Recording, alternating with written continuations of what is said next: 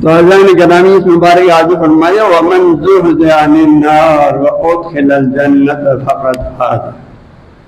جس کو جہنم سے بچایا گیا اور جنت میں داخل کیا گیا بس وہی کامیاب ہے۔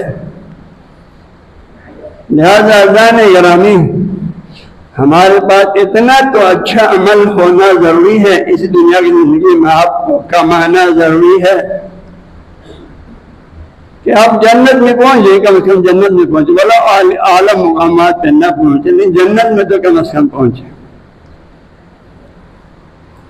میں اپنے شاگردوں سے اکثر یہ بات کہتا ہوں، بھئی جنت میں پہنچ کر جوتا پھینکنے کی جگہ پر بھی ہمیں اللہ نے پھر بھی وہ جوتا پھینکنے کی جگہ، اولا جنت میں جوتا پھینکنے کی جگہ نہیں ہے، وہاں کوئی ضرورت نہیں جوتا پھینکنے کی،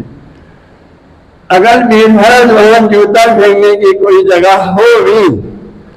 ہمیں ادھر بھی بسا دیں اللہ تعالیٰ،